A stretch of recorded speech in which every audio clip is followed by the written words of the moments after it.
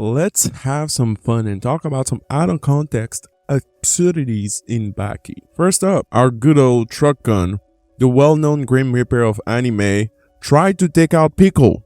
Tried. Yeah, if you think truck gun is gonna get a hit on Pickle, bro, you are as delusional as a flat earther. Good luck, truck gun. Next lifetime, maybe. Moving on, we have Dorian, Soa, and Kato healing like they're Wolverine distant relatives. One moment you get bitten to a pulp, the next they look like they just had a spa day. I mean, if only my student loans could disappear like that. If only. Then there's Retsu, who decides that he's Jesus for a day, running across water carrying Doyle, who's definitely getting whiplash after that. Seriously, what is the Bible verse that I missed that included martial art and sprints on puns? Somebody get this man a rope and some disciples. And we also have Exhibit D, not for the D that you think that I'm thinking that you're thinking, but the D for death row inmate swimming to Japan from other continents. Just a Saturday long distance Ironman between Aquaman's third cousins. I have nothing else to add. But of course, let's not forget the epitome of being grounded in reality, Yujiro Hamna. This guy stopped an earthquake just by punching the ground. Are we sure he's not an Avenger? Did Avengers even do that? I think he's above Avengers. Like, he's a calamity. Maybe he's a god. At this point, I wouldn't even be surprised if he started parting seas, turning water into protein shakes, because he's muscle. Basically, the Bakiverse clearly got a PhD in what the hell is physics. Like, the brand of logic is what makes Baki fun, because Keisuke does it just enough so the logic threads on what could actually be possible. And we obviously know people that can really heal like Wolverine and stop earthquakes. And that is exactly what makes Baki so hilariously fun to watch. Keisuke pushes the boundary of what could be possible, but only if you're tripping on acid. Kids, don't do the drugs. And oh, don't get me wrong, if Baki started doing One Piece logic shenanigans, like growing back teeth, we'd be insulted. We have standards, Alright, now that we've established that Baki Universe has as much grasp on physics as a toddler has on his mom's boobs. Wait, it's supposed to be the opposite. Which, whatever, you get it. Let's talk about Baki Hamna himself. I think he's a bit of a schizo. He's got that ZAZA. Oh, hold on, let me explain. Listen, if my first kiss was with my mom at 13, then she hits me with the "you're just like your dad" just right after kissing me, and she walks away while my guardian watches her and doesn't call child services. Yes, I don't see any reasons at all why I wouldn't have any mommy or daddy issues. None whatsoever. And that is not all. I think my main motto would be, when in doubt, kick in the crouch. And here's a montage proof for your eyeballs.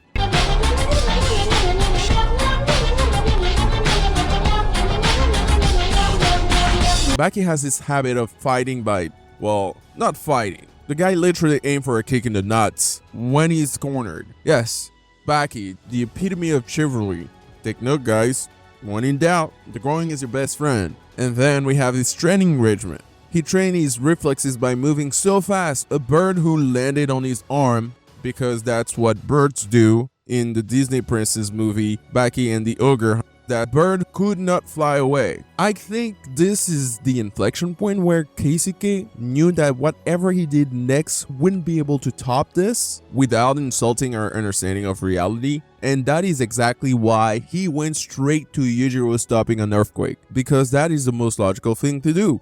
Now let's address the elephant in the room, Baki's ZAZA, aka imaginations fights. I think Baki is still a kid inside who invited another kid that actually looks normal for this anime standard to play in his basement with his imaginary friend. Oh, and his imaginary friend, amongst others, just happened to be a 10 feet tall praying mantis who he ends up losing to. By the way, it is said that if you have anime ZAZA, you can go creative mode, Exhibit A. And he didn't even let the other kid play with it. I mean, manners.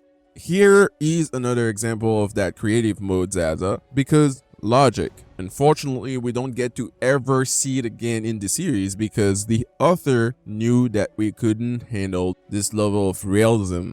Before we move on, let's take a quick breather and regroup with this master. Yeah, alright. How could we possibly skip over the fact that Baki got stronger because he had the sex? No steroids. Forget years of grueling training. Just hit the sheets. And for best result, get your father, who is always watching you, it's not creepy, to appear in the room with loving words of support. Ah, yes. The kind of advice you'd expect from the only walking, talking demon back. It is so poetic. He should have just vanished in a cloud of pre-workout mists. Let's also give a quick nod to Baki's miraculous recovery diet, chugging down 14 kilograms of sugar water to regain all his muscles. Because sports science informs us that his muscle, with full ZAZA conscience, wanted revenge and turned the sugar into protein, not even overnight, but on the spot, with the support of Retsu 4,000 years hand of Chinese Taekwondo. And then there's Baki's tussle with Oliva, the human boulder himself, a man who's clearly Wolverine's brother from another mother. Hold on, maybe not. Do we know if his mom crossed universe? No, okay, not the point. This guy can wreck cars with his bare hands. But does Baki break a sweat? Nope. He overpowers him. That's that ZAZA for ya. Because the only way to beat him is by keep on punching. I've heard that before. The bigger they are, the harder they get thrown into the wall. But if you get to Baki's level of ZAZA, you too will never need a $30 dental plan from Blue Cross Blue Shield. Because right here, when he was fighting Oliva, he would clearly see that he does not have front teeth. But here, not even 10 minutes later, his teeth are back. I believe he was still under that sugar water with a sprinkle of 4,000 years of Chinese Taekwondo, and his teeth were just eager to get back to the fight. Thank you very much.